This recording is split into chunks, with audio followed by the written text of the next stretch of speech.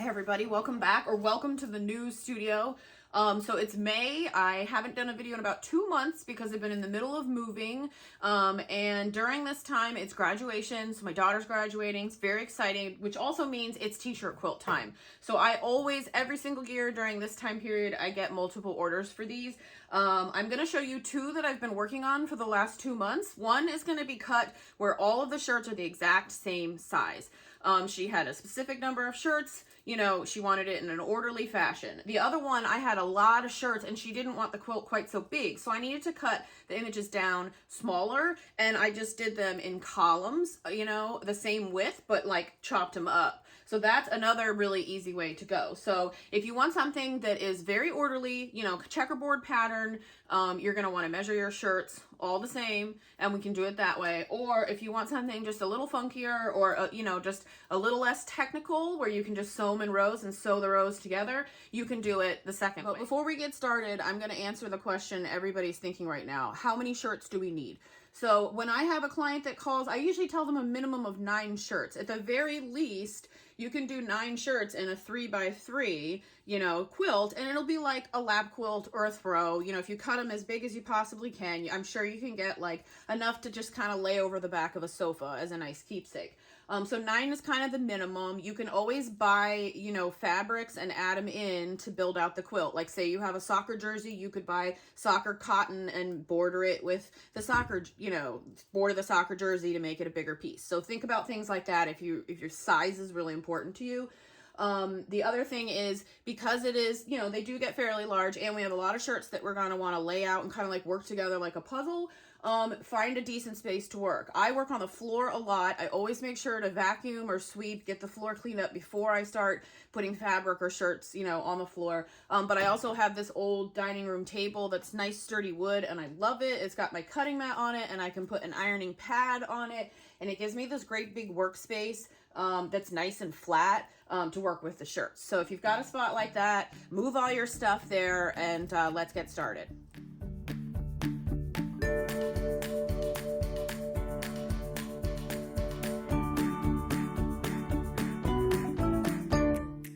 The most important thing when you begin to first cut out your shirts is you may be thinking like, oh, I'm just going to need this little patch, so I'm just going to cut this out. Don't do that.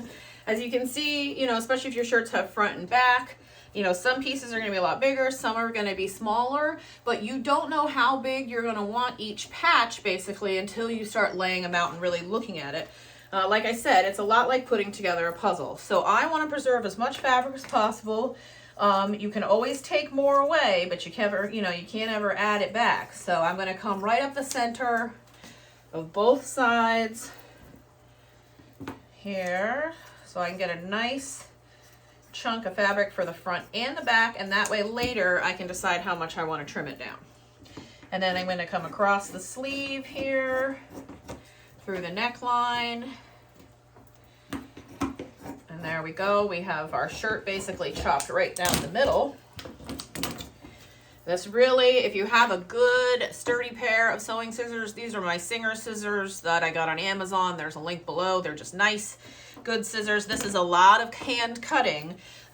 So if you don't have a nice pair of scissors, your hands may be sore at the end of the day. You can do this with a rotary cutter if you want, you know, and chop down the sides. But like I said, when you've got a piece like this that may be getting pretty close to the edges, you don't want to accidentally hack off some of it. I definitely think it's worth the time to use a pair of hand scissors and do it that way. Once I've got my pieces cut up, I like to make sure I fold them nice and flat. There's a lot of ironing involved anytime you make a quilt, so any little bit of wrinkles I can save myself is definitely worth the time. The other thing that sometimes I will do, especially if it's a project like this where I have a large quantity of shirts, I may make 2 piles, one pile with larger pieces and one pile that has smaller emblems, and then I will begin working with the larger pieces, figuring out how I want the base of the quilt patched together, and then I can take the smaller pieces and kind of work them in and out throughout. So, all right, gang, so I got all my shirts cut out here. And, you know, one thing I took note of as I was going through and trimming them is her high school colors are blue, black, and gray. So we've got quite a lot of, you know, royal blue shirts, which is good because that'll give me a lot of blue to work throughout the quilt to have some nice color balance. And there was two shirts in particular that popped out at me that I really liked. This one is, empowering Black women. It says, be beautiful, be extraordinary, be brilliant, be colorful, beat the odds. And I just really, really love this message. You know, she's a young woman, she's starting out in the world, and I really want to make this a focal piece. So I'm definitely going to try to put this in the center somewhere. So I know that I have to put her shirts from her four plays that she participated in, which are these nice bright colorful ones on top. She wants those in order. That was a specific request. Then I really like this one to be some kind of focal point. And then the other thing I loved was one of her shirts from elementary school. Her friends had signed the back. And right here on the sleeve, it says, "Rawr!" So anyways, this shirt, I just thought was so funny and silly. So I'll probably, you know, cut up a good chunk of it to use as a nice patch or piece. But then I'm going to take this little sleeve part with the "rawr" and tuck it in somewhere just so it's like a, you know, gives it a little extra personality. I like doing stuff like that. So keep your eye out for certain things like that you might want to make focal pieces in your quilt and set them aside. All right, gang, so I really do like to work on the floor at this point. I can do this on the tabletop. If it was a smaller quilt, I might, but because this is a fairly large quilt, I want to make sure I can really get a feel for how much area I can cover with the amount of shirts that I have and, you know, the best way to lay out the colors. So, like I said, I have my one little funky one. I'm going to set that aside because I may just pop that in a few places. I know that I want this to be probably in the center, somewhere, you know, in the top third of the quilt. So I would start this right about there. The reason I recommended keeping all of your shirts completely full, you know, not trimming them down to small squares yet, is because when you're doing this kind of puzzle piece part, that then you can fold them over, you know. So you can fold it over like this, get an idea for, do I need it to be wider? Do I need to trim it down because I want it in line with a shirt that's a little bit smaller? Because this quilt is a fairly simple one, I'm just gonna work in rows.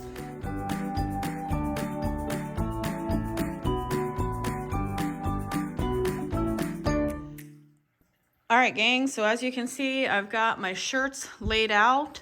You know, they're taking up pretty much the whole of my living room. One really important thing to note is when we start getting down to where we're going to be trimming these, you're going to lose a lot of that. So it's going to get significantly smaller. So I'm really happy with the balance I've got going on here. I don't have too much royal blue in one corner. I've got pockets of bright yellow and bright pink and purple, you know, spaced throughout.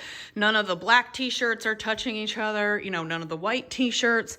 That's the way I like to do it. So like I said, taking a photo so you can step back really helps.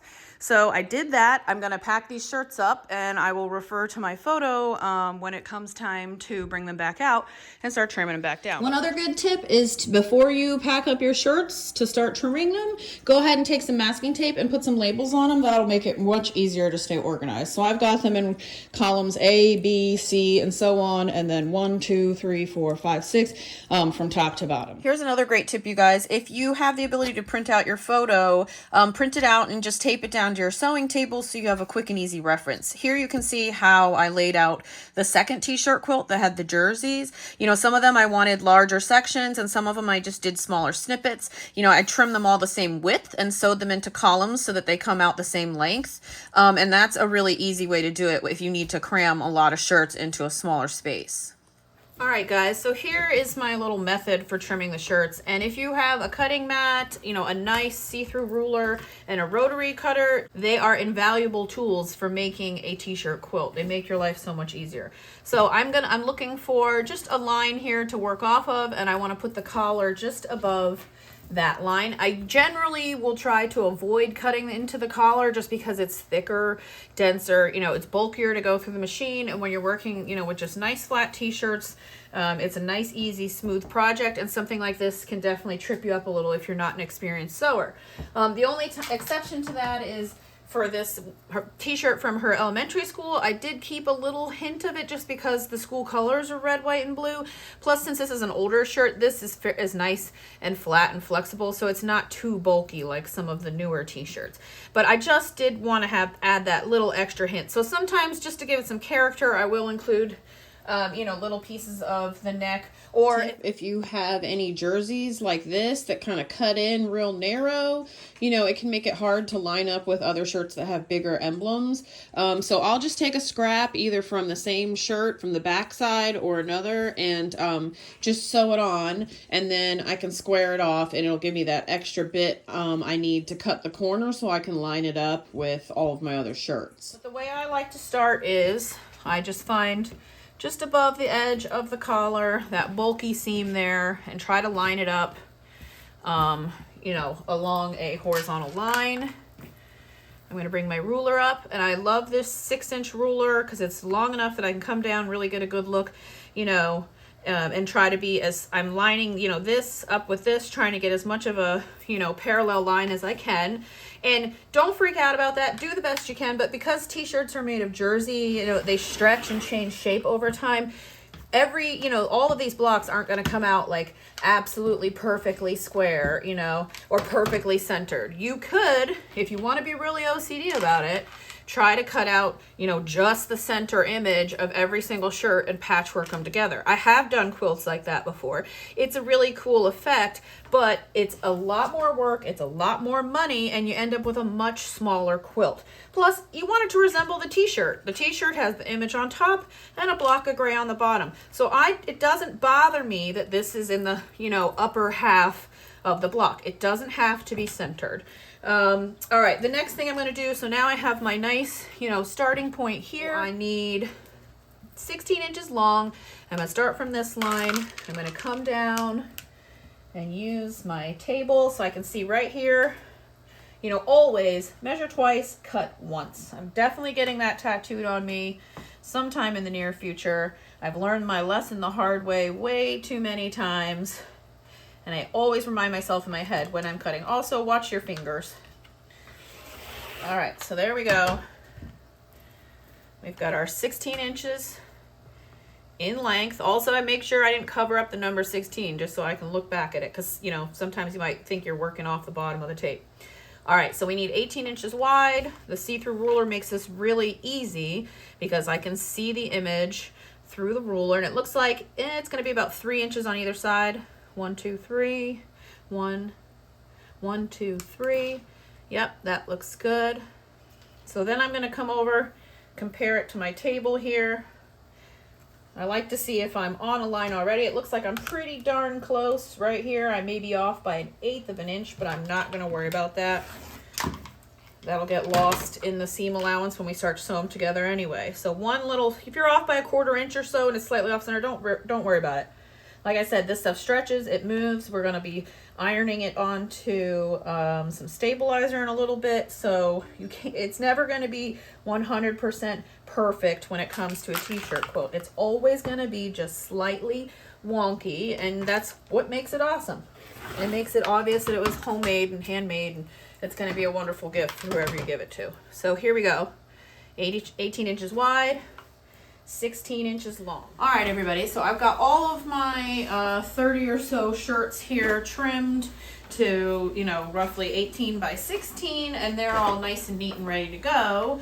And then I have a small stack of extra pieces, you know, from other parts of the shirt and a few other little bits and pieces that I want to fit in later off to the side. But first, I'm going to go ahead and attach some stabilizer to all the back of my shirts. Jersey needs stabilizer because it's going to stretch and pull. And one of the coolest projects I did was this girl had taken all her shirts when she was really young and sewed them together, and the backing she had used a sheet from a bed. And she'd made this, you know, by hand when she was a kid. She was really proud of it, but now that she was older, it was starting to fall apart. So she gave it to me. I took it apart and remade it. And it came out really awesome. And, you know, it was one of the first projects I did with t-shirts, and I didn't take good photos of it, and I still regret it. So anyways, what she did not have in her quilt, the reason it fell apart, was stabilizer. So this is just Pellon fusible interfacing. This I believe is a lightweight. You know, they come in like ultra light, medium, heavy, depending on your project. I got this bolt on Amazon. This is 48 yards, which is enough for several quilts, which this is how I like to buy it because I do so many of these. But I got this for $33 on Amazon, 33 and some change. So I'll put a link to the exact one I bought. I just got this last week too, so that's a fairly current price. But anyways, I'll have a link to this down below if you're interested in buying a lot. You know, if you want to make, you got a couple grandkids and you know over the years you want to make some shirts, you know, t-shirt quilts for each one of them, go ahead and stock up. Because honestly, if you go to the store and you buy the little tiny packs, you're going to end up paying $30 anyway. So you might as well get your money's worth. The other thing you need to keep in mind when you're ordering interfacing for your quilt is that it is, when it says a yard, it's not going to be a standard fabric yard. As you can see, it's a lot narrower. Let me see, let me grab my ruler real quick. It is 20 inches. Now the thing about interfacing is it has basically little teeny tiny dots of glue all over it, and you can feel the texture, you can see it if you look up close. And you want to heat it so the glue melts onto the back of your fabric. So they usually come a lot of times wrapped with paper, and the paper will give you directions on that manufacturer's way of getting it to stick to your shirts. I like to roll it out and use a spray bottle and just a nice hot iron and press it that way. So I'm going to bring you in closer and show you how I do it. So to stick the interfacing down to your shirts, the first thing you're going to want to do is flip it over, get it nice and flat and smooth. And then the interfacing, like I said, has these little, you know, glue dots. You can feel the texture of them, and you want to make sure that those glue dots, that side is down, so it's touching the back side of your shirt. And I like to, you know, this 20-inch wide stabilizer is really great because it's the perfect size for a t-shirt quilt. You know, I can press this on and then trim these bits off, and if you end up not buying enough or you have a different project later, you can reuse the strips. So when you buy it in a bolt like this, you really get your money's worth. The first thing I'm going to do is just spray it with some water. This is just regular old tap water. And the reason I do this is because water, you know, transfers heat better than air does, so it'll melt the glue faster. And I'm just, you know, gently pressing my way out from the center, just being mindful to try and make sure I don't get any wrinkles. And if you go over the edge like this, just peel up real quickly before the glue sets, so you don't have to worry about it sticking to your ironing pad or your ironing board. If it does, it's not a big deal. You know, you can usually rip it up, but sometimes you'll end up with a little bit of fibers stuck down there. So like I said, just gently work my way out to the edges, trying not to overlap as much as possible so I don't stick the interfacing down to my ironing board. And I'm just giving it gentle pressure. So I'm just kind of pressing and sliding from the center out. And you can see when it's, you know, when the glue dots or whatever are starting to melt, there's visibly they look different. You don't see the pronounced little circles so much. You can tell that it's starting to melt into the fabric. So if you get any of this stuff on your table, it comes off fairly easily, but the longer you let it sit there, the harder it's going to be to get off. So keep that in mind. Now your shirt's got some nice density to it, you know, some structure. It's going to be way better to sew. When you flip it over, take a look at it, you might see that you missed some corners if they start to roll up. You definitely want to stick those down. Just keep in mind, do not put your iron, if you have a shirt like this, especially with like the thicker white, if you want to press from the top, there's a couple things to keep in mind. One, you hit your iron with that, it's going to melt. It's going to melt, it's going to be on your iron, you're going to want to clean that off real quick, and it's definitely going to pull up some of the printing from the shirt. Also, the glue dots are now facing up, so if you put your iron on here like this, you're going to have glue all over your iron. So it's definitely better to work from the back. Just make sure, like I said, if it doesn't stick well like this, just go back and do it again. The other thing to mention is, as you can see, this shirt's starting to be a little off. You know, it's not quite as straight as it was when I trimmed it. That's just because it's jersey, and like I said, jersey stretches, it moves, you know, that's why it's comfortable to wear. So these are gonna lose a little bit of that trimming shape, but that's okay, because when we're done pressing all the backing on, we will take a second look, and any of them that look like they need to be trimmed up and squared off, we'll go ahead and do that. If you get, you know, a small little spot like this, or say you had, you know, a hole like this one here, that's, if it's in the center of the shirt, that's not that big a deal. You don't necessarily need to patch it. You just need some overall density for the shirt. So one little nip, you know, here and there, not a big deal. Don't stress out about it. But you do want to make sure that all of the edges where you're sewing are going to have at least some good stability, because that's where our stitches are going to go in, and that's the area of the, you know, the shirt that's going to get the most stress over time. As you can see, I've got all my shirts pressed. They're nice and flat and neat. I haven't bothered to trim them yet, and I'll tell you why. The first thing I'm going to do before I start trimming them down and sewing them together is I want to lay them back out on the floor one more time. You know, like I said before, I've got everything labeled with masking tape. So if for some reason they get out of order, I can put them back in the order that I had decided that I liked. What I want to do when I lay them out is I'm just going to take a look at how the shirts look. You know, some of them, like this one here, have large blocks of dead space, and this one in particular has a small stain on there. So what I'm going to do is look for pockets of space like this that I might want to chop off the bottom of the shirt and work in some of these few little pieces I have left. So I have a couple shirts that have, you know, tiny little logos. Like I really like this one. It says empowering Black women. I really want to work that in. So I might chop off the bottom of this, sew two of these together, and then build the block out that way, just to make sure I get these little extra bits, and then I can get rid of that stain there. The other thing I did was I saved, you know, some pieces. Like I like this one because it's tie-dye. So even if I just need, say one of them you accidentally cut too short and you get them all laid out and you realize, oh crap, I accidentally cut that one wrong, you can always just take off a slice of something fun and bright like this, and, you know, just add a strip to the bottom and build the block out that way, and then retrim your shape so it's the exact same size as the rest of the quilt. You know, this is also a good idea if you just need, say you have like some really bright yellow shirts over on the left side of the quilt and there's no yellow on the right side of the quilt and it's just feeling unbalanced to you.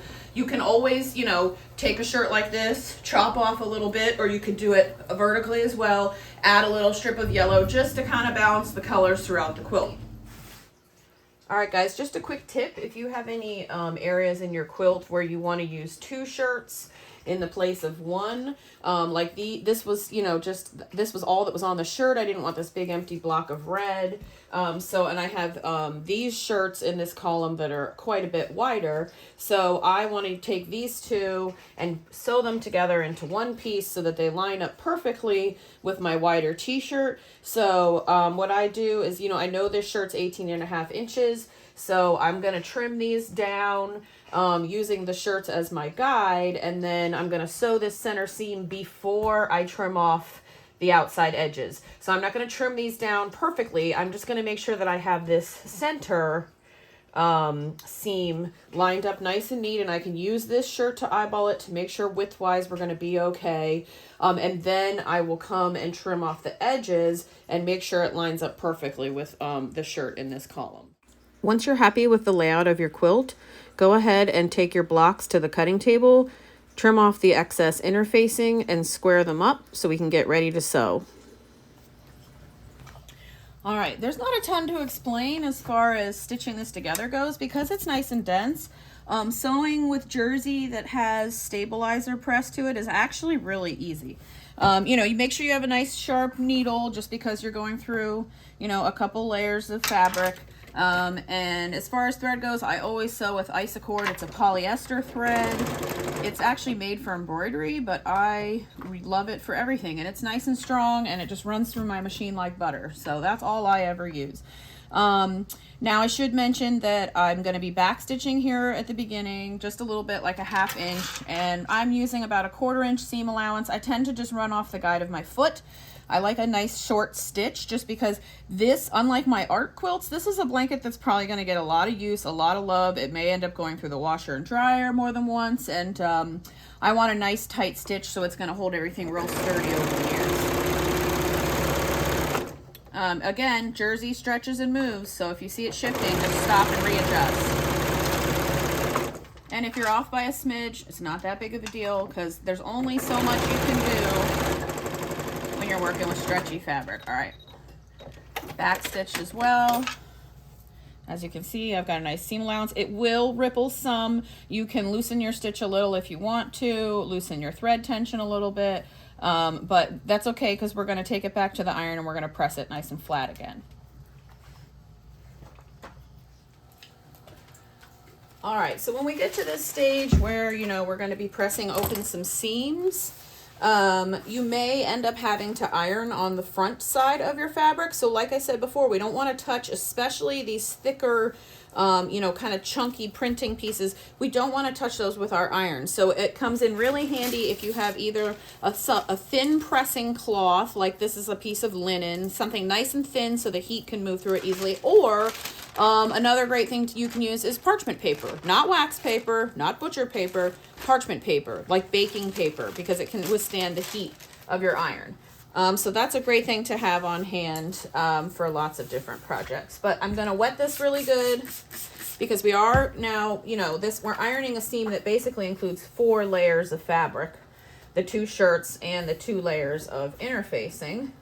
So, and especially if you're using a t-shirt, if you're using a sweatshirt in your quilt, a lot thicker, denser fabric, then those seams are going to need a little bit of extra time, a little extra heat to get them pressed nice and flat. So as you can see, I've used this piece many, many, many, many times.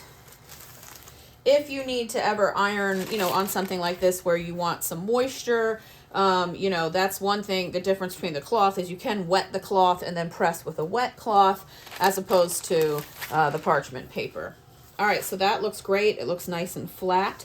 Now we're going to bring it over here to the t-shirt and trim it up so we can stitch it together into one block.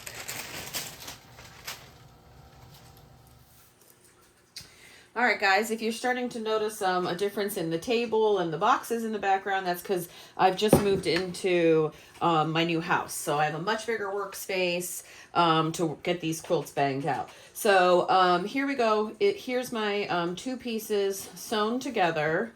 I'm going to press my seam open with my iron. And also, if you're working with some of these shirts that are made of different fabrics other than cotton, you know, keep in mind if you have a stinky smell when you're ironing them, you may be burning the synthetic fibers, and you might want to turn your iron down just a little bit. So anyways, I've got this seam stitched together nice and easy. And as I begin to build out my quilt, whether I'm working in, you know, doing the checkerboard pattern, like the one quilt where all the t-shirts are the exact same size, or if I'm going to do the more simple column pattern like I'm doing with this one, I use the shirts as my guide as I begin to sew them together. So I'm going to, you know, I have them all marked. I'm going to start sewing them into pairs of 2. So this is the block that goes up top, and this is the block that goes on the bottom, and I'm going to stitch them together here, and then I'll have a pair. And then from there, I'll take those pairs and start putting them into bigger and bigger groupings. Now, depending which pattern you decide to use is going to depend on how you begin to stitch your larger pieces together.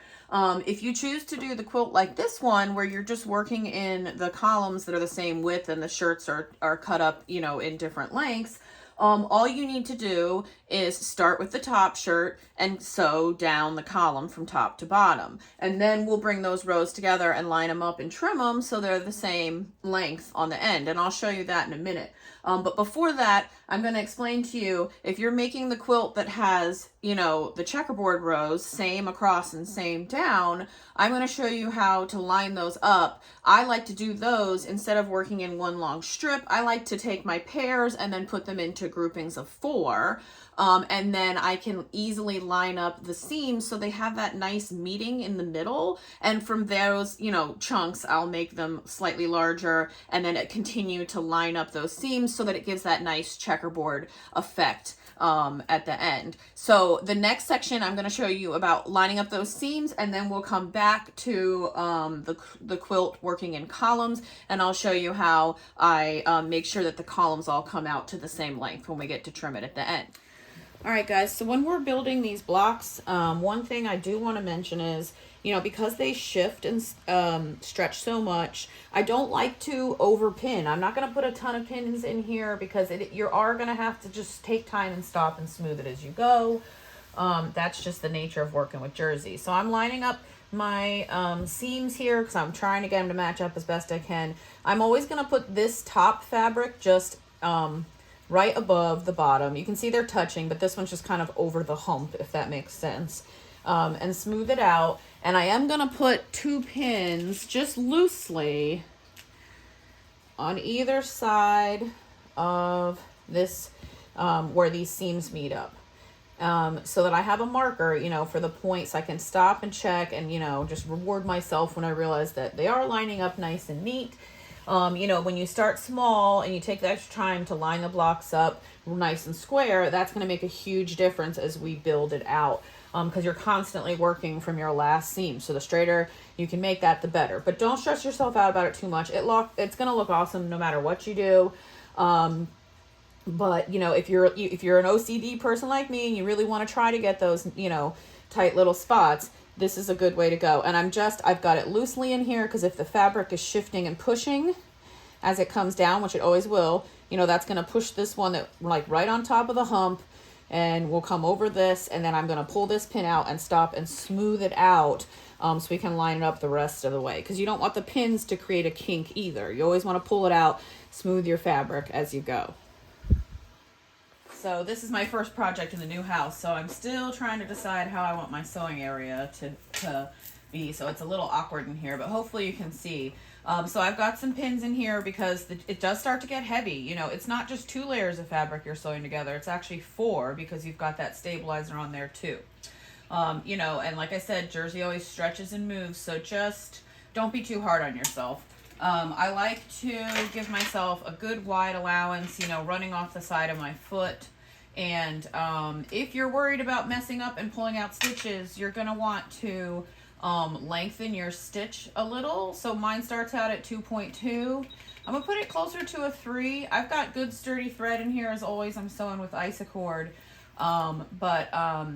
If I need to pull something out, it's much easier with a larger stitch because you do have a lot of fabric here and stretchy fabric, so your stitches are going to be pulled into that a little deeper. So it's not quite as easy to seam rip it out as it might be when, you know, you're sewing something like a dog bandana that just has 2 pieces of nice flat cotton. This is a little bit different, so you're just going to need to be a little more mindful when you're working with this stretchy stuff. So I'm definitely going to give myself a really good back stitch.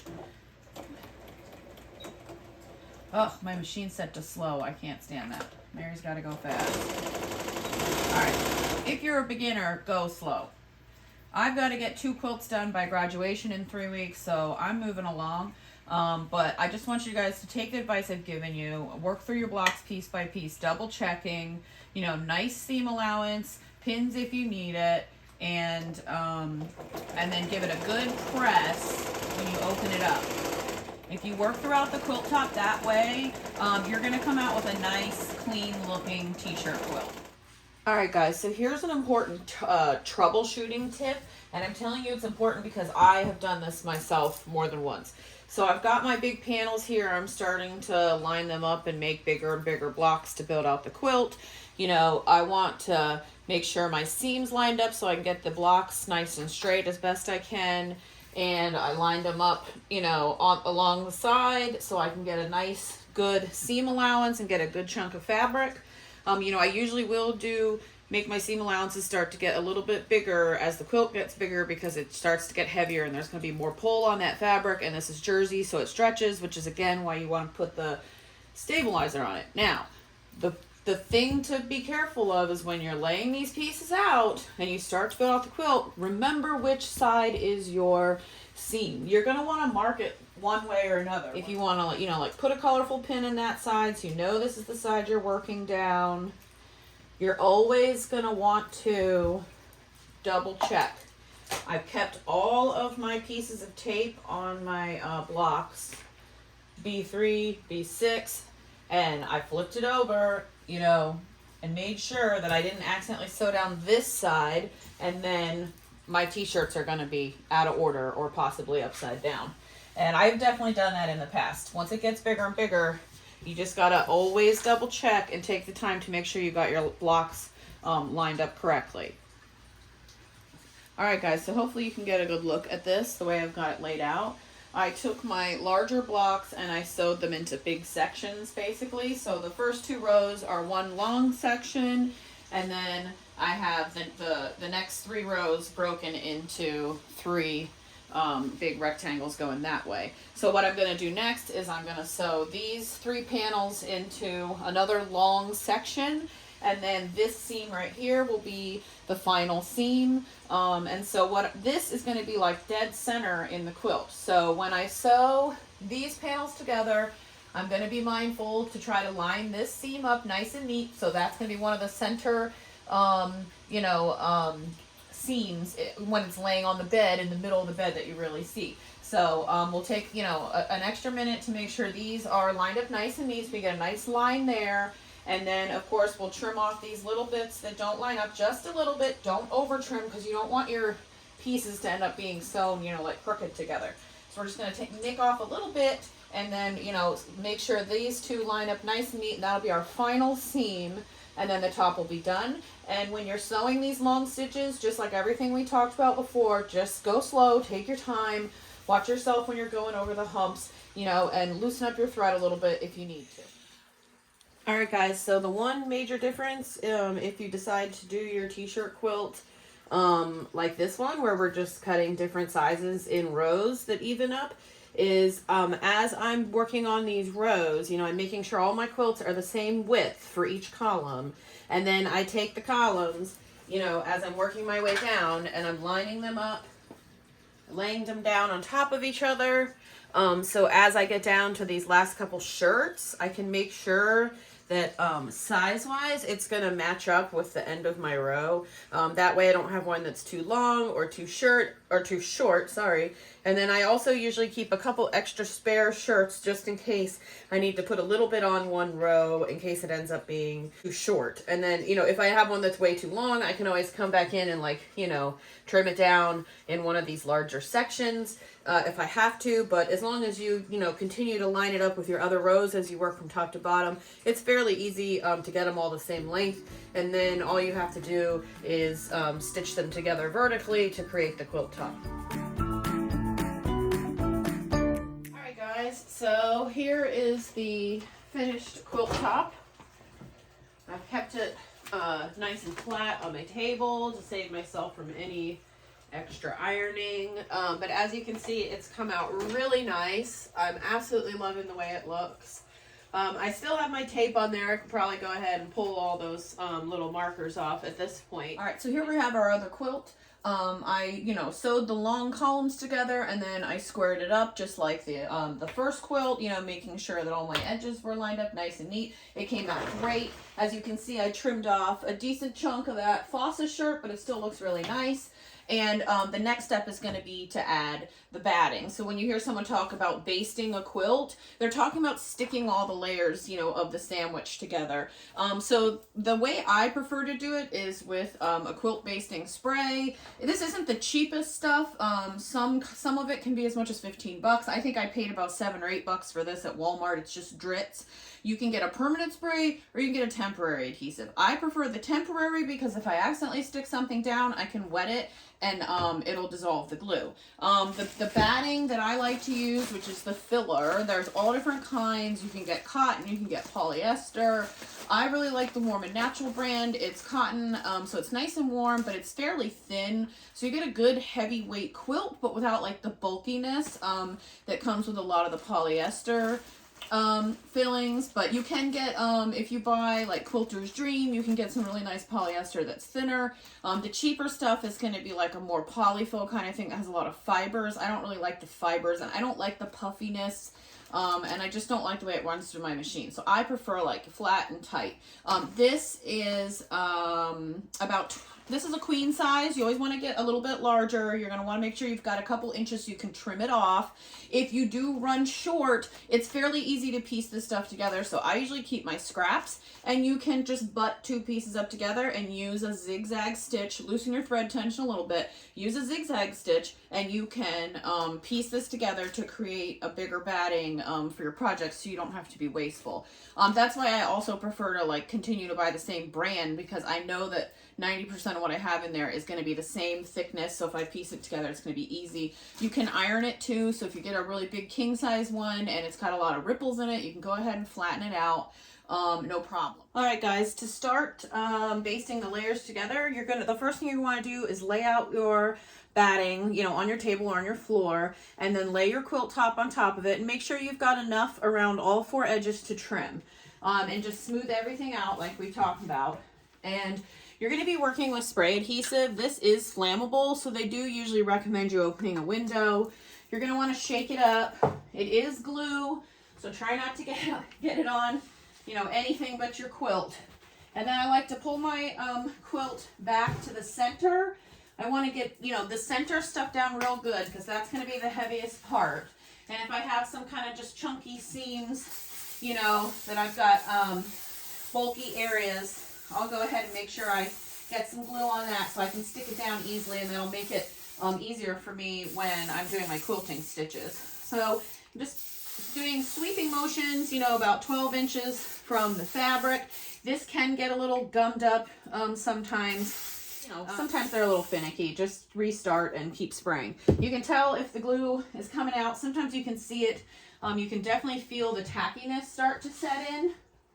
And what you want to do is just pull your quilt taut, you know, and smooth it out to avoid the ripples. Paying attention to any of those bulky seams you might have in your jerseys. You know, the jerseys are a little funkier than the cotton. So I just always want to make sure that any of those larger, chunkier parts are nice and smooth. So I'm just going to repeat this process. I'm going to slide the quilt down, fold the top back, spray the top half, then I'll slide it to the sides, fold the sides up, and work my way down the sides. And then we'll come back and trim off all the extra batting and square up the quilt. Everything's nice and smooth and perfect. And now I'm going to go ahead and trim it up and try to square it off.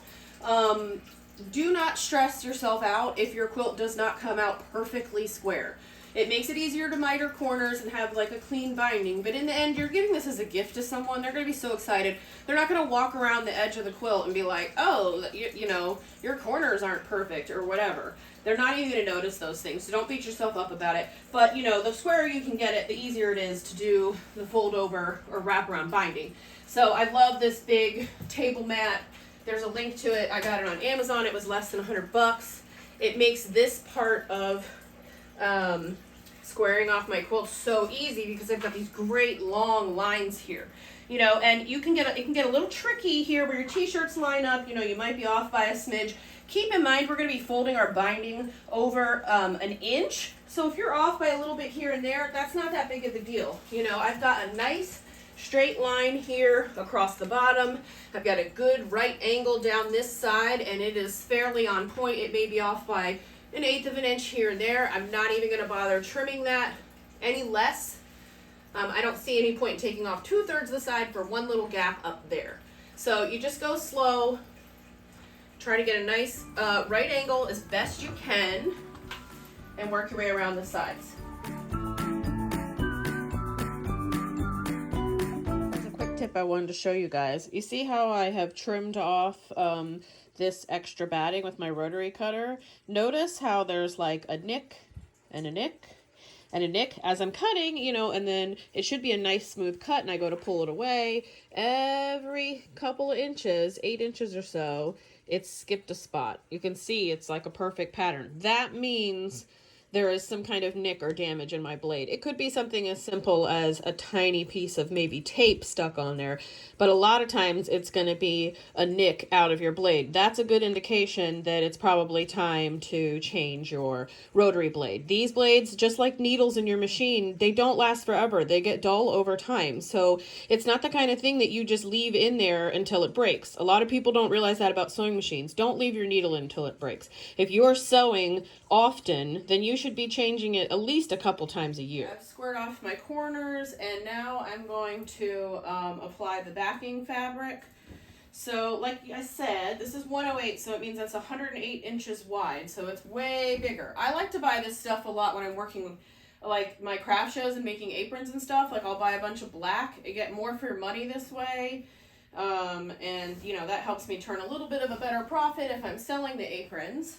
Most of your, you know, like Joann's, Hobby Lobby, those kind of places will have a section of 108. It's not usually very exciting. It's, you know, usually it tends to be a couple basic colors. Maybe they'll have a couple fun things like stars and stripes, or, you know, some quilt shops have great selections of 108. You might be able to find a batik, you know, or something more exciting.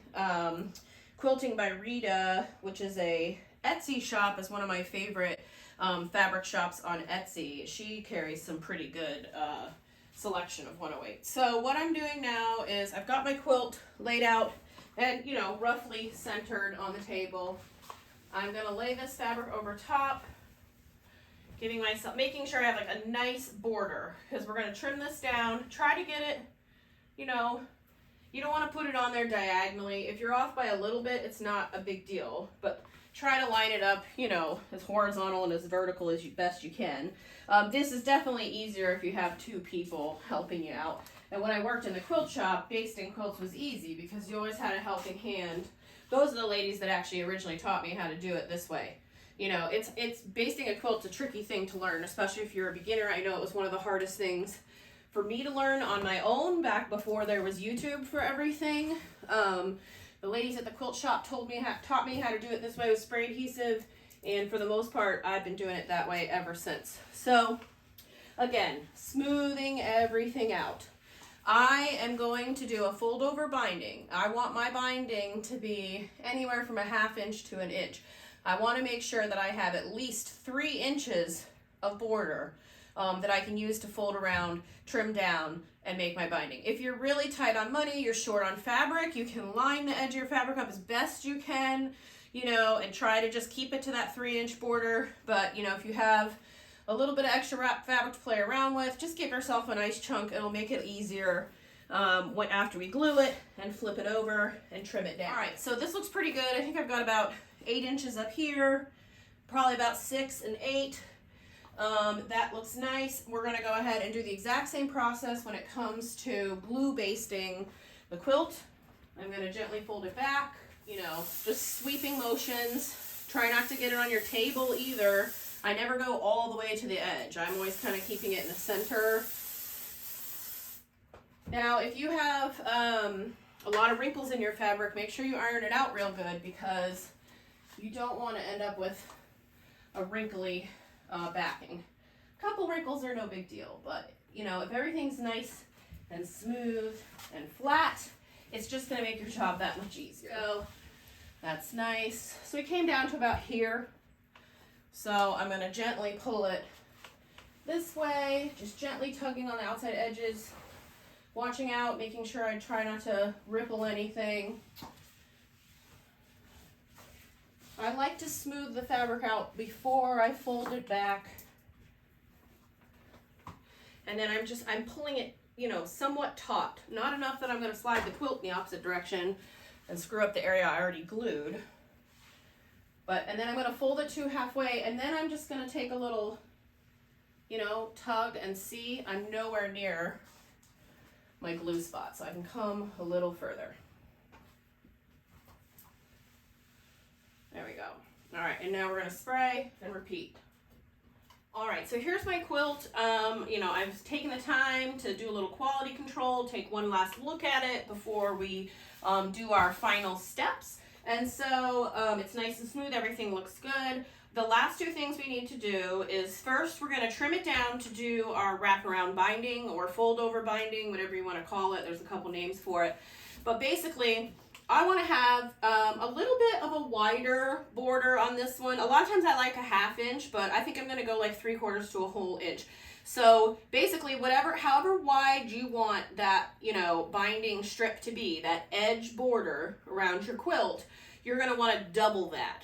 So if you wanted a 1/2 inch, you'd want to cut 1 inch. If you want 1 inch, you'd want to cut 2 inches. I like to start with 2 inches.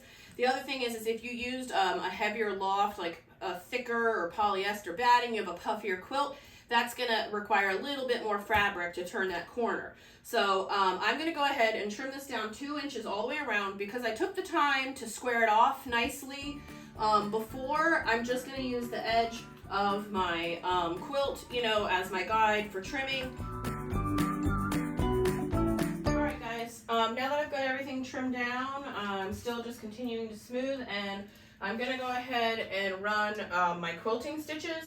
So I'm going to be putting, when I built, the blocks, the larger blocks, and then we took those big blocks and started piecing them together to build out the quilt. Those are basically the main seams that I'm going to try to follow. So I'm going to be going down the vertical seams in the center to hold it together, and then I'm going to take a look at it, and then I'll maybe put a few other seams in here and there just so I know it's got a good sturdy hold to it. I'm taking the time to just neatly fold my quilt over, trying to keep it nice and flat. And so I'm going to give myself less bulk that way to fit under the arm of my sewing machine here. So starting in the center, that's the trickiest part because it gets pretty bulky. So I'm trying to just make that process a little bit easier, rolling this up, and then when I stick it through the machine, I won't have as much trouble with it bunching and shifting or getting in my way. Alright guys, so this is the trickiest part. Your quilt is heavy. You want to try to keep it as flat as possible. I like to try to, support as much of the weight as I can with my shoulder or my legs. That's less that your feed dogs need to do to pull the quilt through. So we can keep it nice and smooth. I just backstitched a little at the top here, and then came down nice and slow, and that gives me a minute to flip it over and look and see how my stitches look. If you don't want to see your stitches, use the same color thread as your backing fabric. If you want an extra pop of color, some contrast, use a contrasting color. So I'm just using the same neutral silver that I always use. It's an isocord thread, it's polyester, it works great for just about any project. So I just want to stress that, like driving a car, you're not going to want to look at right where your needle goes into the fabric. You're going to want to be looking at that little gap in the foot, looking down the road. When you're driving, you don't look at the bumper right in front of you, because if something happens by then, it's too late, so you don't want to be staring at your needle. You want to be staring at right at the tip of your presser foot where that line of your t-shirt is feeding in, and keep that lined up center, and just go slow and easy. It's definitely a tortoise in the hare moment. Take your time. Slow and easy wins the race. If your stitches are super tight, you can loosen your thread tension a little bit. You can, if it's having trouble feeding the bulk through your foot, you can raise your presser foot tension up here some to let it go through a little smoother, and I think I will do that. And then just take it easy. Try not to push and pull. Just support the weight of the quilt and let your machine do the work. I like to go fairly fast. Some people, sew a lot slower. I feel like I sew a straighter line better when I go faster. If I go slow, it makes me wobble back and forth, but you do whatever works best for you. Another thing to keep in mind is if your machine is kind of like shaky and rattly. For one thing, less expensive machines are just going to be a little more shaky and rattly because, they're made with cheaper parts. But if you take the time to make sure you have a nice sharp needle, clean the lint out of the inside, oil your machine, if you take good care of it, just like a vehicle, it'll last you a long time.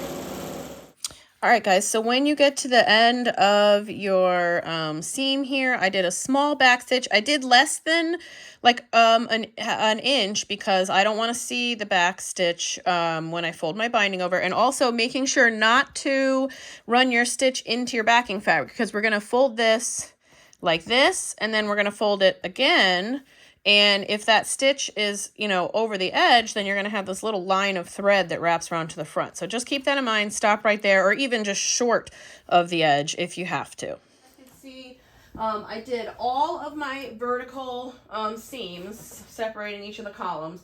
And I did stop and take time to re-roll. So I started here, and then I unrolled it, working my way from the center out, so it gets easier and easier because it's less heavy as you get out toward the edge. Then I stopped, I took the time to re-roll it up nice and tight to reduce the bulk so that I could get this last seam here. If you're really in a jam, or you really just don't have a lot of space in your machine, you can flip it around, you know, do half coming this way from top to bottom, flip it around, do the other ones from bottom to top. I would definitely recommend using a neutral bobbin thread if you do, just because when your feed dogs are moving from the top to the bottom, it's pulling the fabric in the same direction. When you flip it around and go the other way, you know, it's going to start pulling in the opposite direction. So as soon as you make that shift, you're going to start getting those ripples where the feed dogs are pulling your fabric in an opposite direction. And because, you know, again, jersey, stretchy, it's a little more obvious. So, but it's up to you. If you really just, you're frustrated or it's a beginner thing, you're trying it out, you need to get it done, absolutely, you can switch around and do it. You know, and you can always press those ripples on the back real nice and hard when you're done. And, you know, if you're using a black, you may never notice. So don't worry about it too much. Do what you got to do. Get, at the bare minimum, do either like the vertical columns or just the horizontal columns. If your quilt, this quilt's coming out really nice. It's nice and flat.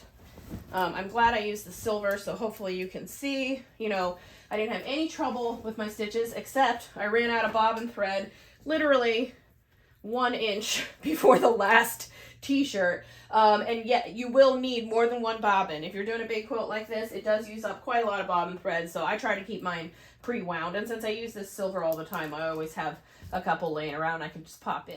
All right, guys, so if you decide to do quilting in both directions, vertical and horizontal, I always do the vertical lines first because those are the longer lines, and then I'll come in and run the horizontal stitches. If you did the checkerboard quilt, it's fairly easy. You know, you do exactly like you would, roll it up, start, you know, as far as the middle as you can get, and unroll it, working from, you know, top to bottom. Oh, I should also mention that my machine here is what's called a short arm, so I have a little more space in this area than some of you that may have like home sewing machines.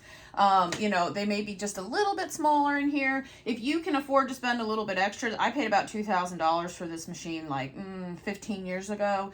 Having just this couple extra inches of room is so great. I don't need all the big fancy bells and whistles. I don't need the embroidery stuff. Just having this extra space makes quilting something at home a lot easier. I cannot afford the $10,000 you know, long arm machine, so I'd love to have one. Oh, which I should mention that as well. If you are too intimidated to do this, you can go on a site like Etsy and hire someone to long arm your machine. A lot of times you'll send them the backing and the batting. You have to have your quilt, you know, cleaned up, pressed, trimmed, all that stuff. Sometimes you can purchase the fabric and the batting from them as well. And it does usually run a couple $100, but a lot of them have digitized machines and they can do all kinds of crazy designs. So if you want to skip this step and you got the money to spend, you can always, you know, consider that option. And there's tons and tons of people. You can usually go into your local quilt shop and ask for a business card of somebody local, which is a great way to do it. Or like I said, you can look online and then ship your quilt. So anyways, when I'm doing the horizontal stitches on the quilt with the columns, I know that, you know, my bright orange shirt is kind of top center. So I did the vertical, and then I did it in the same manner where I rolled the quilt up, and then I started working down my vertical stitches in this center row. And then I do the same thing. I'm going to work down my vertical stitches from the center out. So I don't want to start at the top and then try to run down like I would with the checkerboard quilt, because it's just too much jumping around. All right, guys, so when I am stitching across the columns like this, sometimes I will turn the quilt around to make my life easier. It's not as much of a problem with the pulling because these are shorter stitches. So it's not such an issue when you're doing the smaller sections like this. So, you know, here's my orange shirt that I knew was in my center. I already worked off this whole side of the quilt, and then I flipped it around, and now I'm going to work out again from the center through the different rows. So there's two things I just want to mention is if you have one of the sections like this where you piece together two shirts in the place of one, I do always run that vertical stitch first. So when I'm doing the long columns, I will stop and hop over and do those couple small little pieces. I backstitch, you know, making sure not to run over into your other t-shirt. You don't want to put a line in it. And also just being mindful that like some of these stitches here with the where the jerseys are and stuff, like especially with this thicker area or collar, if you included any collars, can get kind of bulky and chunky. So just go slow. And as always, you know, you can lift your presser foot, raise it up a little to help you ease through if you need to. You don't want to go too fast. If you go too fast, it's, you know, a lot more push and pull on the fabric. I say that, but you know, I always sew fast. But I am a professional. So anyways, let's pretend I'm sewing a little slower. One other troubleshooting thing, especially this will happen to beginners who aren't as used to getting their quilts as flat and smooth yet, as you're just learning the basting and binding process, is you may realize, you know, that you didn't flatten it out that well and come up upon like a hump like this when you get to the end. Usually what I'll do is pull out a couple stitches, back up, and then before I get there, I try to ease the fabric just slowly under the foot just to bring that crease down a little bit. Sometimes you're still going to end up with a crease, but if you can just ease a little of that fabric under the foot as you're approaching, because you're going to see that kind of tidal wave, you know, effect coming as you reach your vertical stitch that you're about to run into. So just ease the fabric under the foot as best you can, and then you can always, you know, press it with the iron using, you know, a pressing cloth or something so you don't hit your fabric or your ink there, and just try to like flatten it out as best you can. You know, if you're a beginner, these are just the things that you learn in time with experience, so don't beat yourself up about it. All right, everybody, I've got all my quilting stitches done, and like I said, you can do as little or as much as you're comfortable with. If you're a beginner and you just want it to be sturdy, but you're a little uncomfortable with trying to do all the patches, like I said, do all the vertical lines or all the horizontal lines. If it's real heavy, you're concerned about it, add a couple of each, you know. But if it's going nice and smooth and it's real flat and everything looks great, you know, feel free to go ahead and stitch all of your seams. The more time you take in the beginning when we're smoothing it out piece by piece and building up the foundation, that makes it much easier.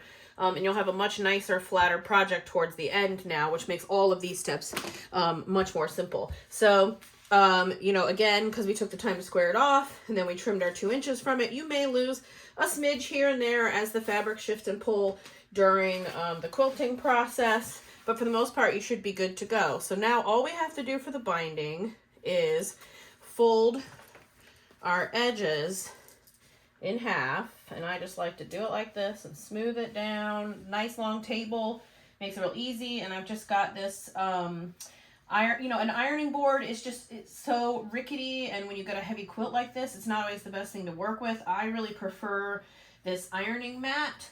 You have to be careful, you know, with heat on top of your cutting mat, because it will warp it if you set your iron down on a cutting mat, which I've definitely done.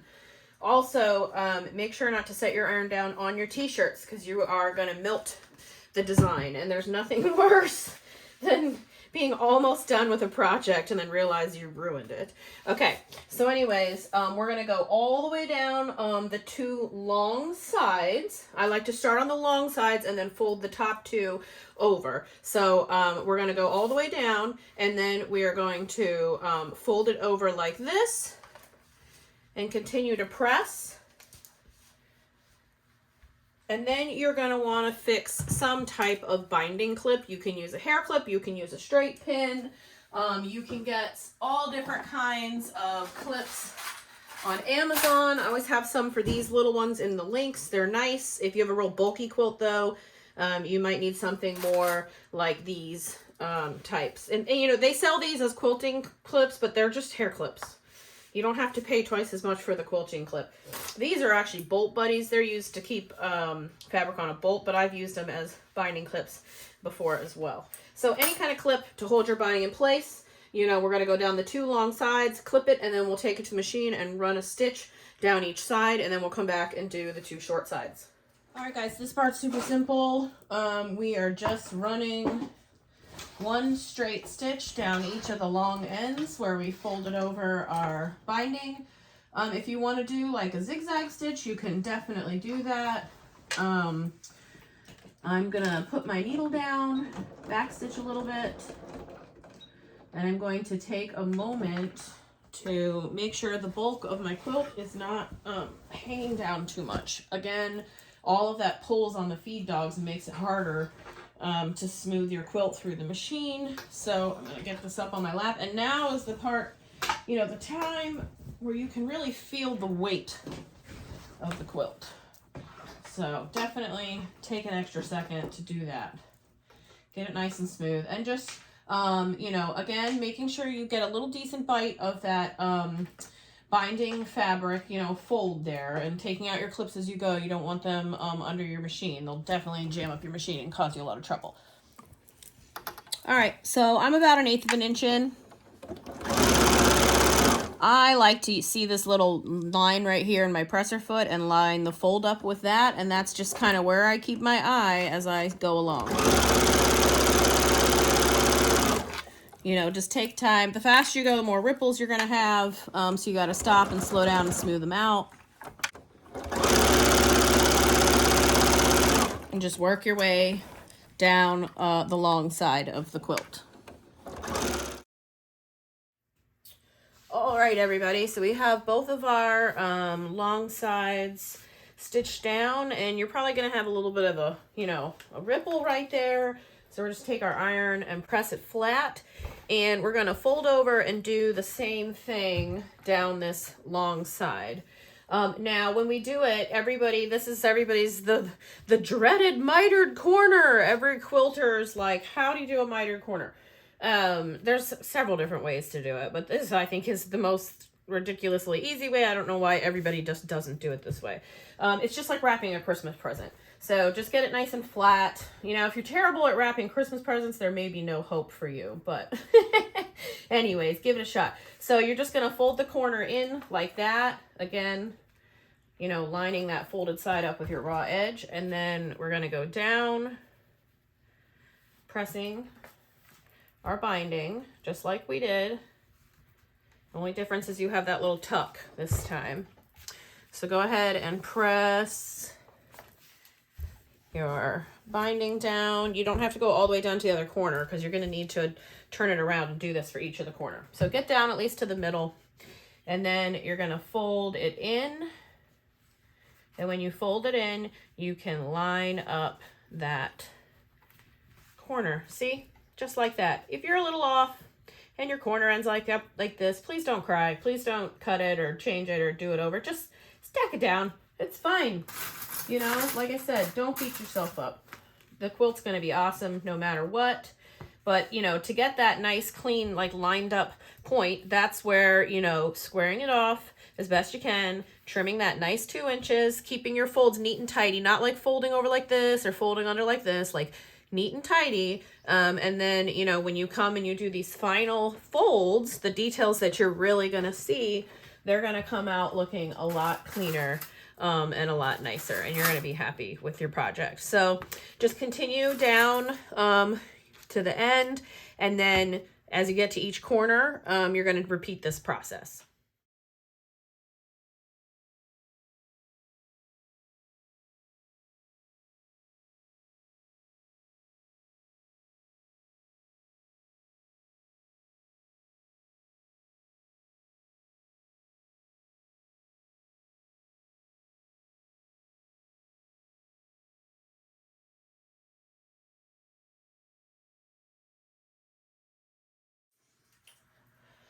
All right, gang, this is it. I hope you unplugged your iron, because after we do these 2 stitches, we are done. And then all we have to do is just, you know, go through with fine-tooth comb, lint roll it if you need to, if it's been, you know, kind of on the floor, which it probably has been because it's fairly big. You know, snip any extra threads that need to be snipped. Make sure you peeled off all your masking tape labels, you know, all those little things. Hang it up somewhere, have some people hold it up, and take a picture of it, because you're going to want to look at it later. I promise you that much. So, and then, you know, always get pictures of the person you're giving it to, because those are the best. So anyways, we're just going to tack down this corner, a little back stitch just like before, and slow and steady wins the race. Work our way across the top edge, just like we did before, trying to keep the binding nice and flat, and watching out for the clips as you go. These short ones are kind of nice because they're short enough that I don't hit them with my pressure foot. The metal ones have kind of a nicer, flatter hold to them, which I like, especially in the corner where I want to keep my miter corners like really tight and flat so they don't come unfolded. But otherwise, I do like these small ones quite a lot. Alright, as I'm approaching home base, I'm just making sure to, you know, smooth it out. Try to keep everything nice and neat and lined up. Slowing down my speed a little because I want to come in and get that nice, clean, mitered corner and just make everything look perfect.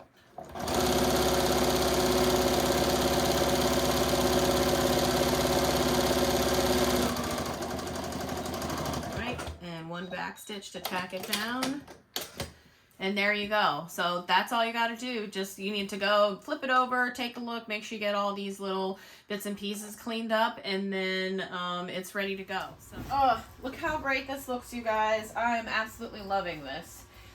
You know, this has been a long project. I was kind of laughing about how many outfit changes that I had throughout the video, but anyways, all there is left to do now is snip the threads, peel off any labels, you know, flip it over, sticky roll it, you know, fold it up and tie it with a neat little bow. So hopefully this was worth the wait. I hope your projects came out awesome. If you have any questions, as always, just put them down below. Now that we're in the new house, I'm hoping to crank out videos a lot faster than the old place. So stay tuned. We got the work apron and barbecue apron and the owl quilt, another female portrait quilt, and a wedding quilt are all coming down the line. So I hope you guys have a great day and take care.